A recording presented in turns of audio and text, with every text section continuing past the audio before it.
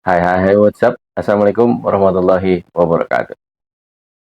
Pada kesempatan kali ini kita akan membahas tentang etika dalam periklanan. Oke, periklanan memainkan peran yang sangat vital dalam dunia bisnis.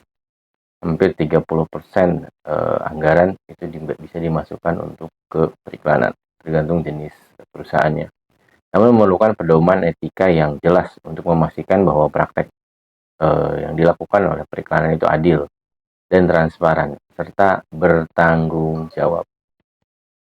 Terus bagaimana sih cara kita memahami konsep etika dalam periklanan? Yang pertama adalah etika bisnis. Kita harus menjunjung tinggi kejujuran, tanggung jawab, dan kepedulian terhadap konsumen serta masyarakat. Jangan sampai masyarakat merasa dirugikan oleh iklan yang kita buat atau kita tampilkan di media. Sehingga memerlukan kode etik periklanan yang jelas.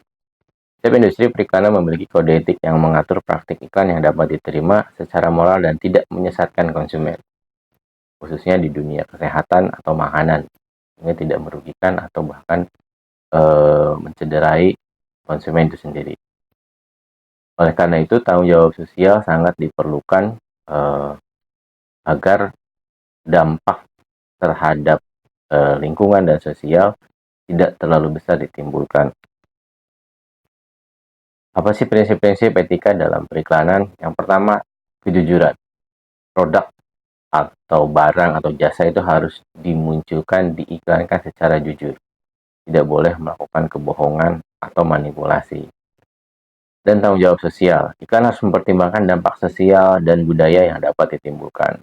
Seperti misalnya iklan rokok, itu akan menimbulkan dampak yang sangat besar sekali.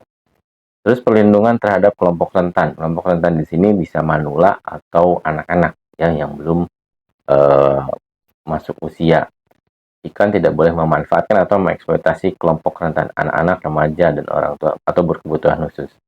Terus harus kepekaan terhadap budaya, harus peka terhadap budaya sekitar. Jangan sampai iklan tersebut mencederai kelompok atau anggota tertentu. Iklan yang menyesatkan, banyak sekali iklan-iklan yang dibuat justru menyesatkan. Contohnya iklan yang dibuat membuat klaim palsu tentang manfaat produk. Misalnya klaim untuk kecantikan. Sekarang yang lagi hits adalah iklan-iklan kecantikan yang justru sebetulnya berbahaya dan akan menimbulkan dampak besar seperti kanker dan lain sebagainya. Terus penggunaan iklan stereotip penggunaan citra stereotip dalam iklan. Iklan sering memanfaatkan citra stereotip gender, ras, usia, atau status sosial untuk meraih perhatian seperti artis. Hal ini dapat memperkuat prasangka dan diskriminasi. Misalnya kalau artis memang sudah bakatnya cantik, bersih, putih, sehingga akan menimbulkan image yang berbeda nanti di masyarakat. Solusinya adalah menggunakan representasi yang lebih beragam, sehingga iklan dapat memberi dampak positif dan meningkatkan awareness akan kesetaraan. Eksploitasi kelompok rentan. Kelompok rentan di sini seperti yang tadi disebutkan, anak-anak, remaja, dan orang tua atau anak orang yang berkebutuhan khusus. Eksploitasi secara berlebihan tanpa memperhatikan dampak negatif yang mungkin timbul, sehingga membutuhkan etika periklanan yang jelas. Ketika iklan produk tertentu seperti minuman keras, rokok, dan lain sebagainya. Iklan untuk produk seperti minuman beralkohol dan rokok seharusnya memiliki pembatasan, diatur dan jelas. Kalau dulu memang iklan rokok itu tidak boleh muncul sebelum jam 9 di media massa. Di media massa itu tidak boleh. Di beberapa negara minuman keras memang harus menunjukkan ID card dulu ya, KTP dan lain-lain, dan bahkan majalah-majalah dewasa disimpan di posisi yang atas. Peringatan kesehatan. Iklan harus mencantumkan peringatan kesehatan yang jelas dan dapat dibaca dan mudah. Seperti iklan rokok itu peringatan pemerintah merokok dapat menyebabkan kesehatan jantung dan lain sebagainya. Promosi gaya hidup sehat. Sebagai alternatif, iklan dapat lebih fokus pada mempromosikan gaya hidup sehat dan kebugaran tanpa menampilkan produk sensitif secara berlebihan. Ada yang pembatasan audiens. Di situ harus dijelaskan iklan ini bagusnya untuk siapa, cocoknya untuk siapa produk tersebut ya, tidak harus dijelaskan. Tanggung jawab pengiklan. Pengiklan harus bertanggung jawab sepenuhnya terhadap produk yang dibuat, produk atau jasa.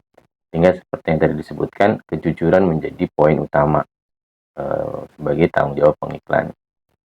Terus peran konsumen dalam menjaga etika periklan menyuarakan. Jadi konsumen ada customer care sekarangnya di setiap produk yang bisa dihubungi itu kapanpun, bahkan gratis. Konsumen harus aktif menyampaikan keberatan atas iklan yang melanggar etika agar pengiklan dan regulator dapat mengambil tindakan. Terus ada pentingnya edukasi masyarakat, bahwa masyarakat juga harus tahu itu adalah sepenuhnya iklan, tidak bisa diambil 100% dikonsumsi gitu ya. Sehingga nanti konsumen bisa memilih, melakukan pemilihan. Regulasi dan pedoman etika periklanan di Indonesia. Terdapat 4 pedoman etika periklanan yang dikeluarkan oleh berbagai asosiasi terkait. Nilai belanja iklan di Indonesia mencapai sekitar 30 triliun per tahun, sehingga pengawasan etika sangat penting. Aturan etika periklanan diperkenalkan di Indonesia sejak tahun 1950. Kasus pelanggaran etika dalam periklanan, tadi disebutkan iklan yang menyesatkan, kasus iklan yang melebih-lebihkan klaim produk atau menyembunyikan informasi penting telah banyak terjadi. Stereotip gender yang merugikan dan mengeneralisasi kelompok tertentu sehingga sering ditemukan dalam praktik periklanan. Ini merupakan pelanggaran serius terhadap prinsip kesetaraan. Ya, perempuan biasanya lebih menjadi sasaran untuk stereotip gender. Skandal endorsement, kasus pelibatan selebriti dalam endorsement produk yang tidak sesuai dengan gaya hidup atau nilai mereka juga pernah dan menimbulkan kontroversi etis. Dari hal tersebut, kita mendapatkan pelajaran pelanggaran etika, memahami penyebab. Kita harus memahami, mendalami kasus-kasus pelanggaran etika dapat membantu mengidentifikasi akar permasalahan dan celahnya. Sehingga kita menjadi respon kita cepat, daya tanggap terhadap permasalahan yang terjadi itu cepat.